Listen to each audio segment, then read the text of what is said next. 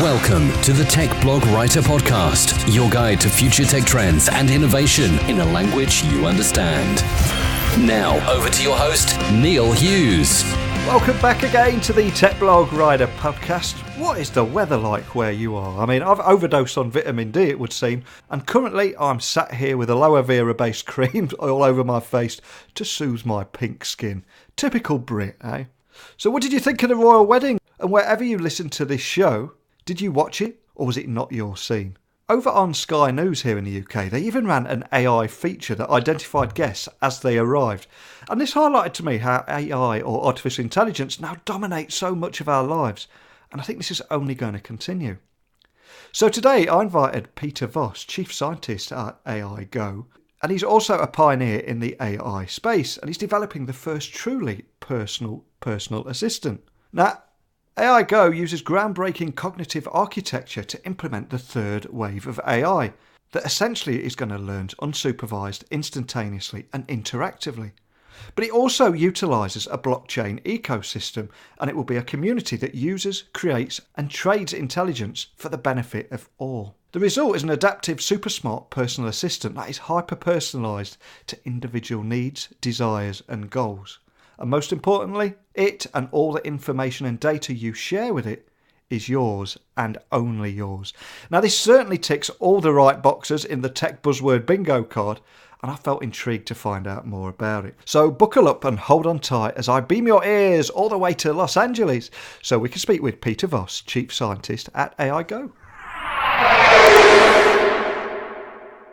So a massive warm welcome to the show. Can you tell the listeners a little about who you are and what you do? Sure. Yeah, thanks for having me. My name is Peter Voss. I am founder, CEO, and chief scientist of AIGo.ai, artificial intelligence company. And we have, over the last 15 or so years, developed some very exciting technology that allows you to have a personal assistant, basically meaning a personal assistant that you really own and that adapts to you and learns, something more like we expect to see, like we see in the movies, like Her or Jarvis. So that's a technology I've been working on for a long time, and we basically are just about to launch our next generation product, basically. Excellent. Well, you are considered a pioneer in the artificial intelligence space, and like you say, you've been working on it for 15 years. So can you tell me more about how you're actually developing that first truly personal assistant and how that's going? Yes, certainly. Well, actually, it goes back quite a time, as more than 15 years. Actually, my background, the genesis, is that I had an electronics design company, and then I fell in love with software, and my hardware company turned into a software company, and that became very successful. We actually grew to 400 people and did an IPO. And when I sold my interest in the company, I thought, what important thing do I want to, what challenge do I want to take up? And the thing that struck me is how stupid software is.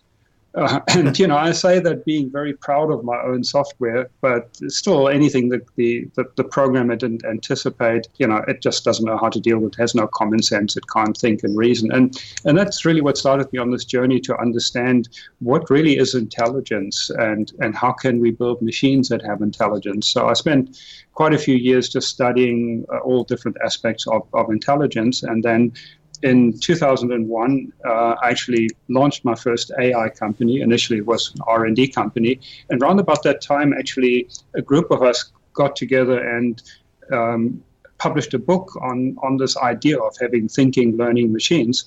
And we were looking for a title for the book, and we came up with the artificial general intelligence to distinguish it from narrow AI that pretty much everybody else was working on or is working on. And that's basically where we coined the term artificial general intelligence, or AGI, which has actually sort of become mainstream now. And since then, I've basically been working on, building various prototypes. I commercialized the first generation of our technology around about 2009. in the call center space, and we have a successful company, just under 100 people now, using that technology to automate phone calls in the call center. But for the last 5 years, I've concentrated on, with my new company, AIGo.ai, in taking this to the next level and making it even smarter. And that's where we find ourselves now.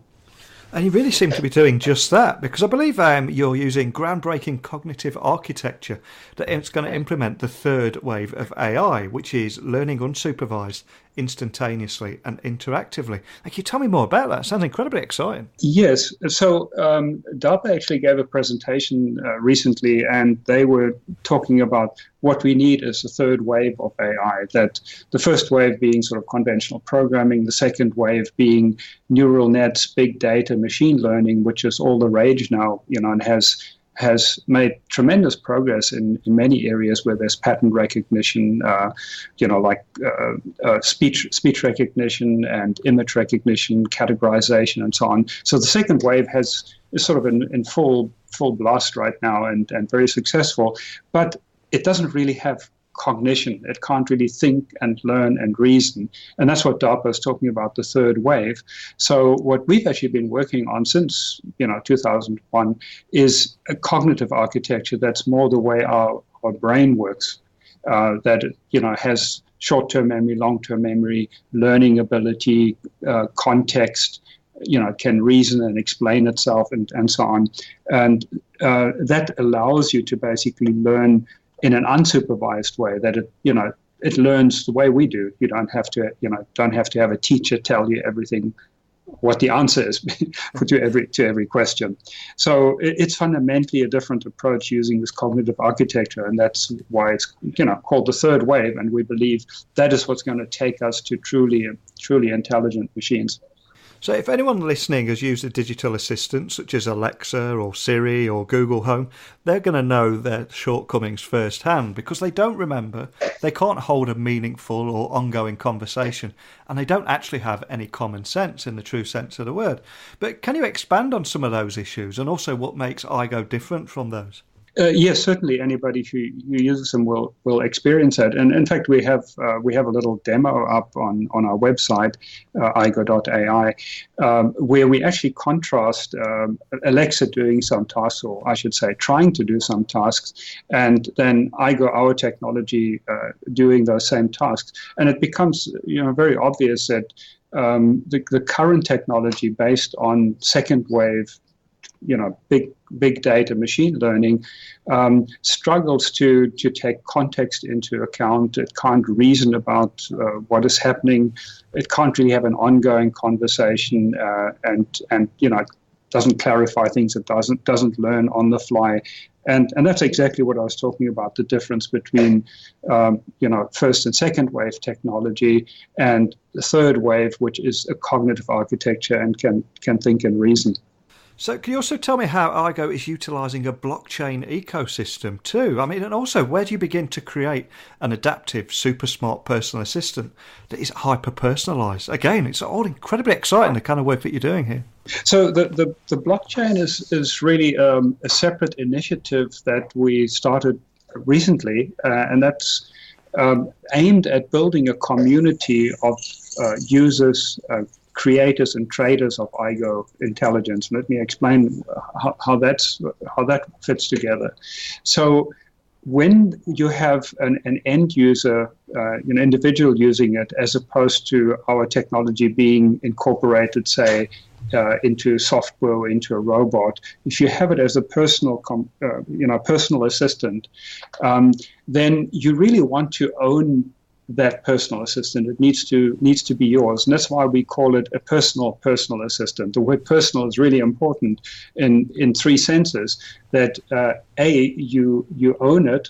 In that sense, it's personal. Secondly, it adapts to you. It sort of customized to you, and you customize it. It adapts to you. That's the second meaning of personal. And the third meaning of personal is that it's private. That basically, it will know things about you that you want to keep private, that you don't want to share with the world.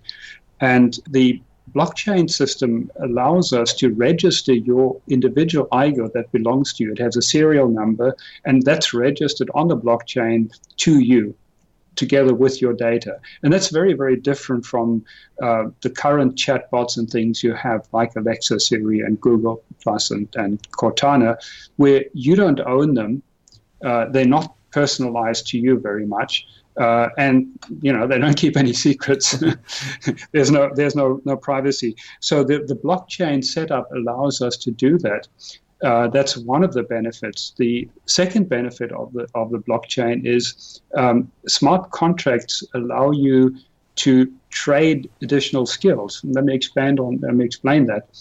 With AIGo, you can actually teach AIGo new skills. An individual, let's say, for example, you're good at stress management. You have skills in helping people to manage stress. You could teach an AIGo how to help people manage stress.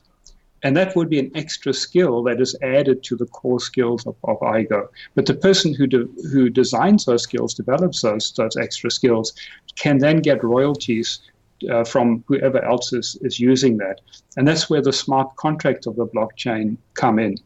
And so we are building this ecosystem of users, creators of skill, and people who help trade, basically,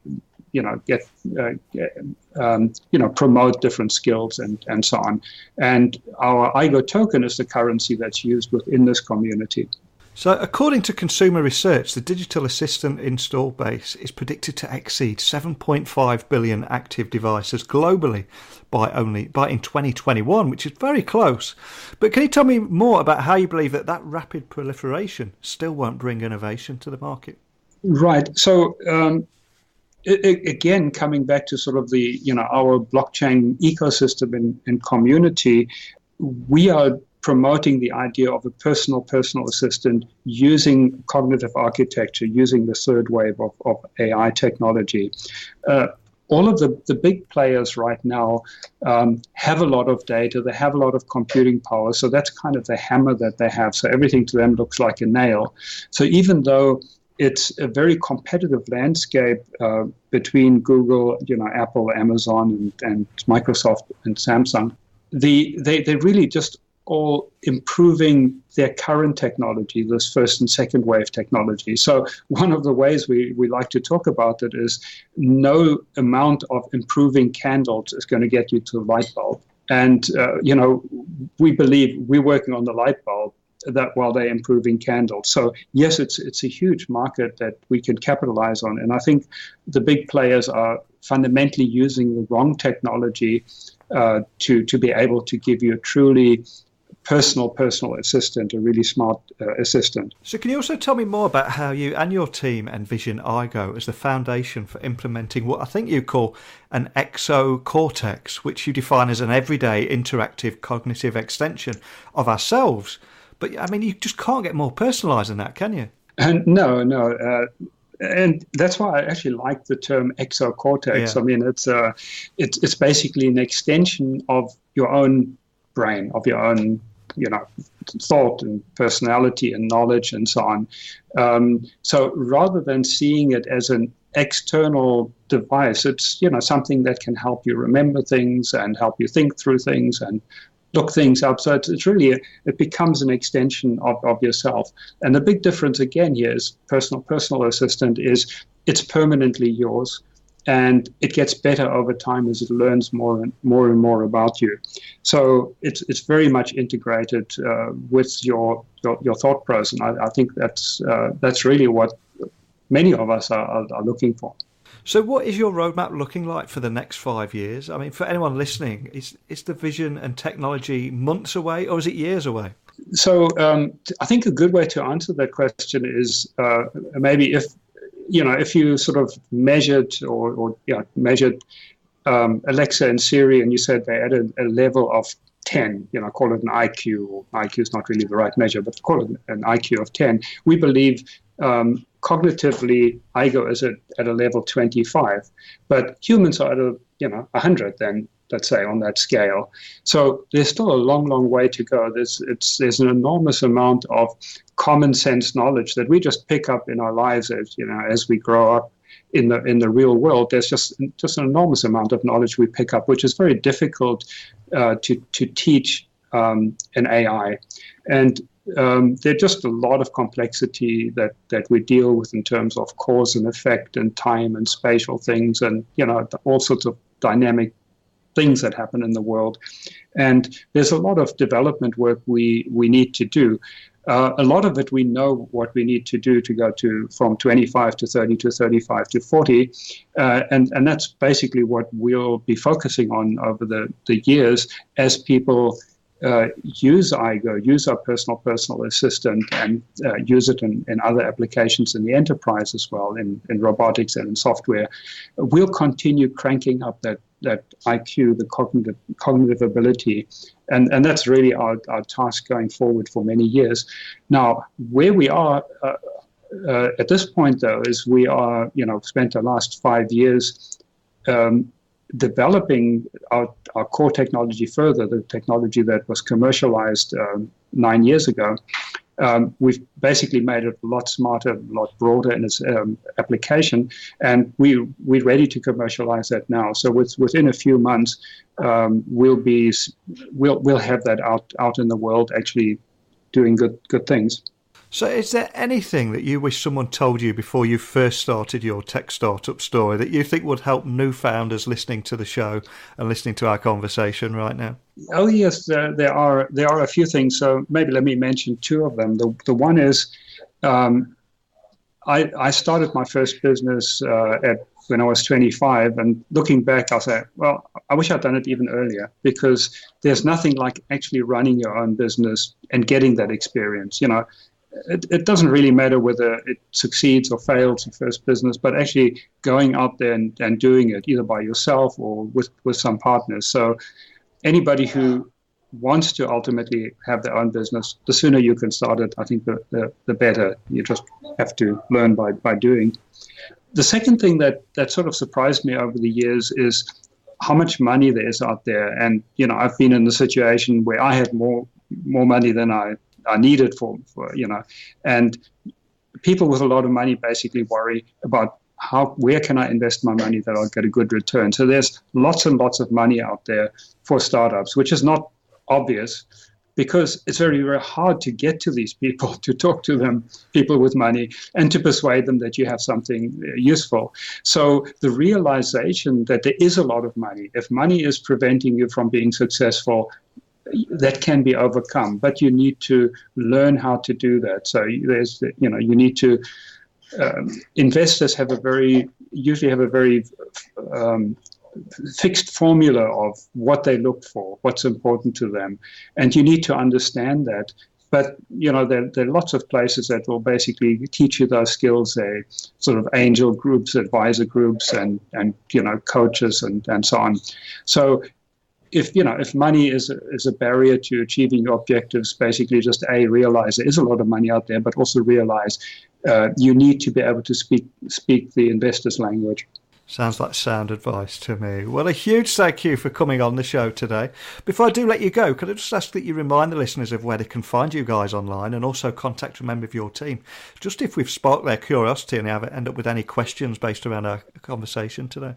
Yes, absolutely. Well, thanks for having me. And yes, it's very easy to get hold of us. It's at AIGo.ai, and there are a number of social channels. And if you ask questions on any of them, we'll get back to you. So AIGo.ai, AIGO.ai, and you can also just get me at peter@AIGo.ai. Fantastic. Well, a huge thanks for coming on today. One of the things that I really love about what you're doing there is, yes, you're creating a super smart personal assistant that is hyper-personalised to individuals' needs, desires and goals. That's all exciting, but most importantly, it's all the information and data that you share with these personal assistants is yours and only yours. And in a post-Cambridge Analytica world, that means so much to so many people listening. So a big thank you for sharing that story with us today. Yes, thank you. If you've ever used a digital assistant, all know their shortcomings. They don't remember, they can't hold meaningful or ongoing conversations, and they don't even have any common sense. In other words, they're not actually intelligent. But as Peter says there is an even bigger issue at play. the fact that these limitations are inherent to their designs and their makers' philosophies. Now, Peter also says that we can't teach today's assistants new complex skills, let alone personalise them. And we also have no way to use our creativity to customise and train them for our own use, or even to trade our creations for mutual benefit. In fact, we don't own or control these assistants or the data on them, and we're beholden to the interests of various mega corporations. And that really struck a chord with me, especially considering, according to Ovum Consumer Research, the digital assistant installed base is predicted to exceed 7.5 billion active devices globally by 2021. And Google's assistant is expected to dominate the voice AI capable device market with a 20.3% market share. And Samsung, Apple, Amazon and Microsoft and the rest will divide the remaining 0.75% of the market. But Peter believes that this rapid proliferation still won't bring innovation. And instead, we'll be utilising a myriad of rudimentary bots that just operate within closed-loop proprietary boundaries. And it's those tech giants that he believes will continue to cater to the lowest common denominator with limited or no personalisation and be highly promiscuous with the usage of personal data. And we're already seeing that. And he also pointed to the focus on the bottom line. There will continue to be a disconnect between the know-it-all, do-it-all digital assistants and the tech giants aiming for the truly personalised AI personal assistant that consumers dream about, because these mega corporations are focused on harvesting data to maximise revenue rather than primarily and optimally serve us as individuals. There were so many big talking points here, and I've set the scene, so hopefully you were able to visualise their plans. But what are your thoughts? What are your insights? Or equally, if you just want to send me a pic of where you listen to the show, where you are, or even just say hello, you can find me on Twitter at Neil C. Hughes, or email me at techblogwriter@outlook.com. More than anything, this sunburnt podcast host just wants to thank you for tuning in and sticking with the show as we fly past well over 500 episodes, and so proud of this community and the guest that is increasingly looking like a who's who of the tech community. But each and every one of you made it possible by tuning in and listening on your way to work or wherever it is that you listen. So I salute you all and say until next time, don't be a stranger. Thanks for listening to the Tech Blog Writer Podcast. Until next time, remember, technology is best when it brings people together.